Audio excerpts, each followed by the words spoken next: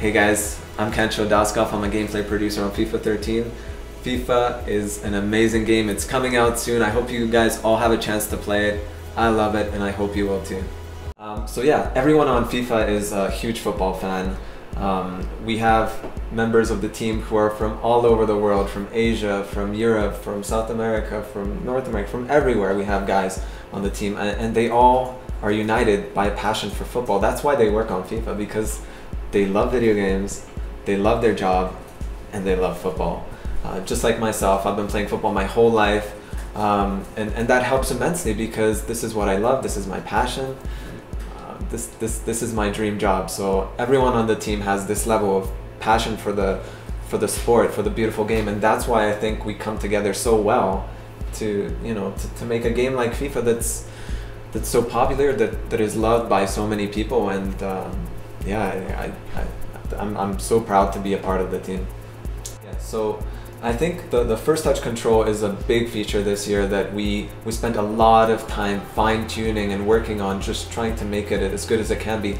And the reason this is because it's a very big, like, game-changing feature that once you play FIFA 13, you won't be able to go back to previous versions of FIFA. And the reason is because it adds a level of unpredictability which the real world has. Like no two games are ever the same, and the reason is because things happen in the game that are that they are unpredictable, and one of the biggest things is the first touch, because in previous FIFAs every first touch was perfect, no matter how difficult the pass was, no matter how fast the ball was moving. Every player somehow would seem to perfectly control it, and it just wasn't realistic. You didn't, as a gamer, you didn't really have to think about it, right? So in FIFA 13, with first touch control, we have this new system which analyzes all the factors of what is a difficult ball to control. So how fast is it moving? Where is it coming from? Is it coming over my shoulder? Is the ball spinning? Is it bouncing? Is it raining? Is there somebody on my back pulling on me when I have to take my first touch? So we analyze all these different factors and we determine, is this a difficult situation? How difficult is it? How good is the player? How good can he control the ball in this situation? If it's very difficult, the ball might pop up a little bit, it might spin, it might not be a perfect touch. And that was the problem with FIFA 12. Every touch was perfect. A ball, lob through ball over the top, it's guaranteed. If you get to the ball first, yeah, one-on-one with the goalie, maybe a goal. Very much an exploit of the game, right? And the reason is not because the through ball in the air was so good, but because the control of it was so perfect. And this year you can try the same thing, and you'll notice that it's not always that perfect touch. Sometimes the ball goes not exactly where you wanted it to go, and that gives the opportunity for the defender to come back and win possession of the ball, or just to get into a good position. And that's really important because now there's much more of a balance that way. So it's, anyone can take a bad touch, defender, attacker. So it's one of the cool features that makes the game so much more unpredictable now, and there's so much more variety. You see things that you never saw before. It's more of a battle for possession because the ball is more loose, it's more free, it feels like it's more alive. Yeah. Yeah, so for the future, we're always trying to, like I said, look at the real football, look at the professional players, and try to understand why they make mistakes in some situations, why it feels why is there so much drama? Why did a situation like Manchester City versus QPR, where Aguero scored in the last second of the game to win the whole title, like, how did that happen? Like, what were the details of that? Like, how was he able to go to get so free on net to get his shot and score?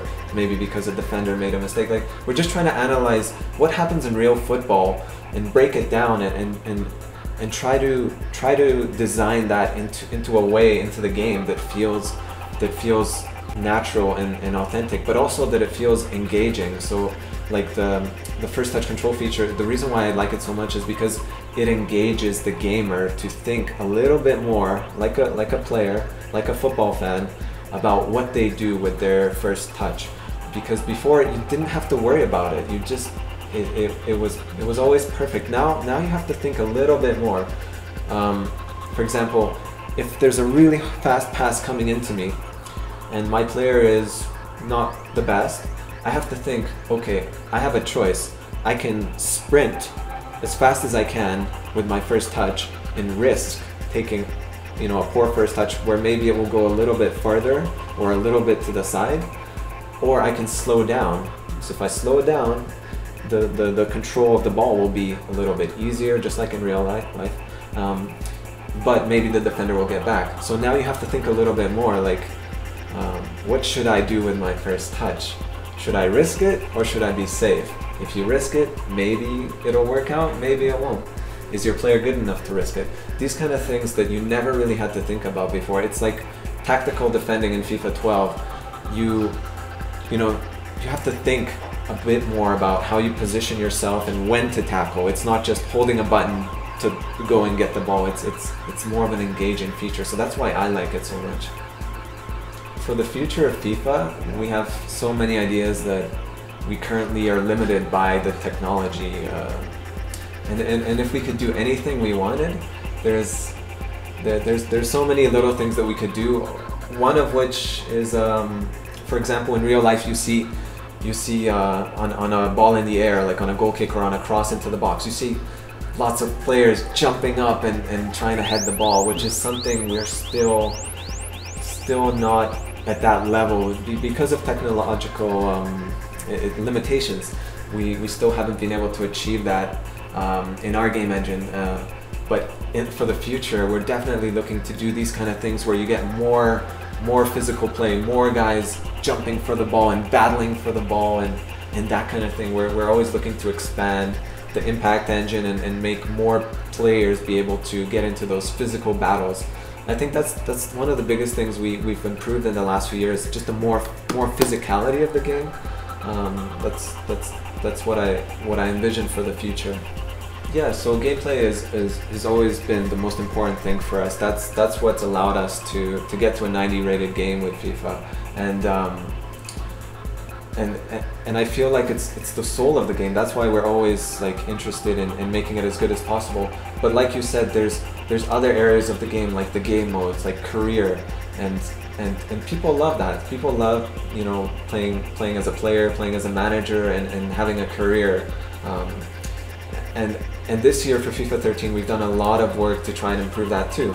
So, for example, now you can play internationals. That's the big feature for us this year. So you can, like, imagine you're a player and you're trying to do what all players want to do, right? They want to play for their national team.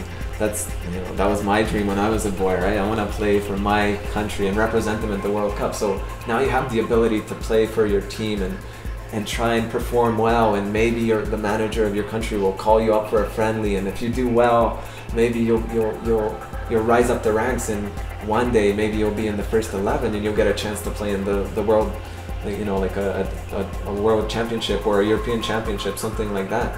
So that's like very exciting for me that you can do that now, because we were always missing that it was always about the club, and yes, you know, players make money, and that's how they make their living, by playing for their club. But for the country, it's like, it's national pride, right? Like that's what you really wanna win the trophy when you're with your country. So that's very interesting for me. On the other hand, you have the manager. So if you're a manager, you have the chance to manage an international team, but only if you do well with your club team. So if you do well in a smaller league, like for example, in Scotland, you do well with a Scottish team, you know, you might get offers from a smaller nation like Scotland, or maybe even like my country, Bulgaria, as like a smaller team, national team. In order to be a manager of like the best teams, like a Spain or a Brazil, you'll have to obviously do well with a bigger club team like Chelsea, Barcelona, those kind of bigger teams. And that's really interesting for me too, because as a manager, you get to decide, who do I want to be on the national team? Like take Spain, how many good players do they have? that's gonna be so much fun for me trying to decide, well, who are the players that I want on my team? Who's gonna be in my starting 11? Like, this kind of stuff is, I think it's gonna be really cool for FIFA 13 when you get to try it. I feel that the biggest thing that separates FIFA 13 from PES is the player impact engine and the improvements that we've made to it this year. So now we have the second generation of the player impact engine. Last year was the first time we put it into the game. There were obviously some problems that we had on YouTube. You can see lots of videos of the problems that we were facing. But this year we've had a chance to really polish everything and refine it and make sure that every collision feels right. And on top of that, we've built new features. So like now you can push and pull off the ball. So before you even get the ball, you can be in a jostle with the player and affect the first touch, and you have this whole new battle that's off the ball. Because in previous FIFAs it was always, you know, if I have the ball, somebody can push pull me, they can jostle with me. But now it's all about off the ball. What happens before you even get the ball? And that's really cool because it happens in real life all the time. The other thing is we have the ability for defenders to use their body in a much more effective way now. So if you kick the ball and I anticipate that you're going to try and run past me, I have the ability to get in between the ball and you and use my body to, you know, to shield the ball and to seal you out. That's what we call it, to use the body much more effectively. It's something we've never had in FIFA before, and with the player impact engine we're able to really take advantage of it and have the physicality of the players, so that you're actually using your body to play the game rather than just, you know, just tackling the ball or things like this. And I think that's the biggest difference between last year's version of FIFA and Pro Evolution. If you look at Pro Evolution, you'll notice things like players clipping through each other, arms going through bodies, all these things that when you see, it takes you out of the game. Like you feel like, oh, there's something wrong, it's not real.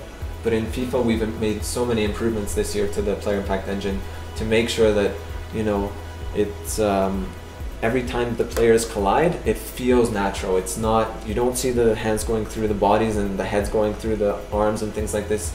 You see that the limbs of the players, they deform naturally.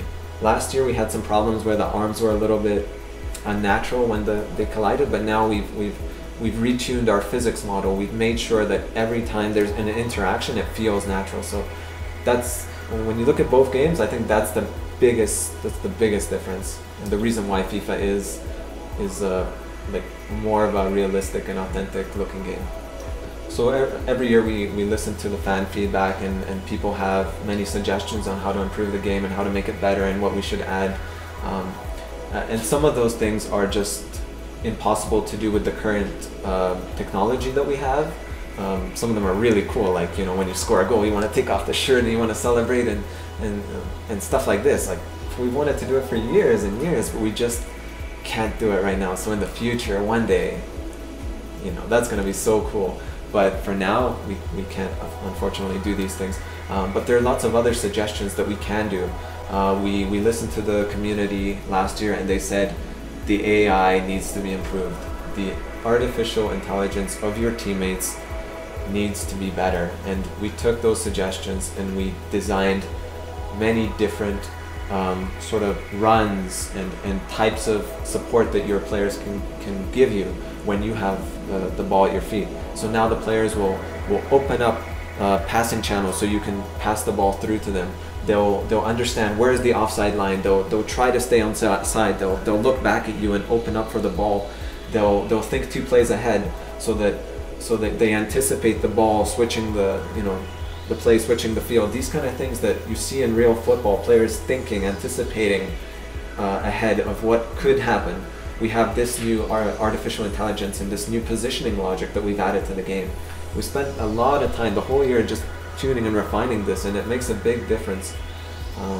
You'll notice that as soon as, when you play FIFA 13, just play it a few games. You go back and you'll notice it right away. Like you'll just say, like, where is everyone? Where are my teammates? Why are they not helping me in previous FIFAs? Now you'll notice that everyone is supporting you. They're so much more helpful to you when you have the ball. So it's huge. It makes a very big difference. And that's one of the reasons why I love FIFA 13 so much.